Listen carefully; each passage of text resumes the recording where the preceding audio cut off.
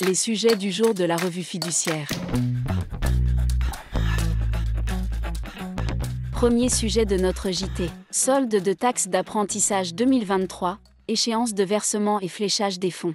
Hors Alsace-Moselle, les employeurs doivent déclarer et payer annuellement la fraction, solde, de taxes d'apprentissage de 0,09% à la même échéance que les cotisations de sécurité sociale du mois d'avril de l'année suivant celle au titre de laquelle la taxe est due.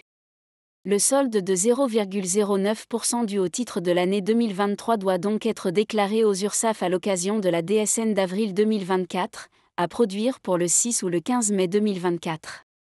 À partir du 27 mai 2027, les employeurs pourront, via le service dématérialisé Soltea, décider d'affecter à des établissements de formation spécifiquement désignés tout ou partie des sommes ainsi versées aux URSSAF au titre de leur solde de taxes d'apprentissage. Il y aura 2 fenêtres de répartition durant lesquelles les employeurs pourront décider de flécher des fonds sur Soltea, du 27 mai au 2 août 2024, puis du 12 août au 4 octobre 2024. Les fonds non fléchés par les entreprises via Soltea seront affectés par la Caisse des dépôts et consignations aux établissements le 25 octobre 2024, selon des critères définis par le Code du travail. Deuxième sujet de notre JT. Barème kilométrique. Les personnes imposables à l'IR au titre d'une activité relevant des BNC, ainsi que les salariés qui renoncent à la déduction forfaitaire de 10% pour opter pour les frais réels, peuvent utiliser un barème forfaitaire publié par l'administration pour déduire leurs frais de voiture et de 2 roues.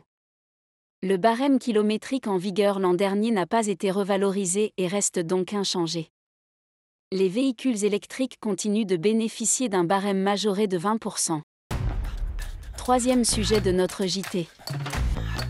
Facturation des avocats. Une entreprise confie la défense de ses intérêts à un avocat. Une convention d'abonnement est signée, prévoyant un honoraire forfaitaire annuel, payable mensuellement. La convention décrit les prestations de conseil qui seront effectuées dans les domaines commercial, fiscal et social. 3 ans plus tard, l'entreprise estime surévaluer le travail de l'avocat et demande le remboursement d'une partie des honoraires versés. Le magistrat saisi de cette affaire constate que les factures mensuelles de l'avocat se bornent à faire référence au contrat d'abonnement. Elles ne précisent ni les actes et consultations effectués, ni leur date. En conséquence, il condamne l'avocat à restituer 83 900 € à sa cliente. Cette décision est validée par la Cour de cassation, qui rappelle que les factures des avocats doivent respecter les exigences du Code de commerce. À ce titre, elles doivent mentionner les prestations facturées ainsi que leur date, même si les honoraires sont forfaitaires et payables périodiquement.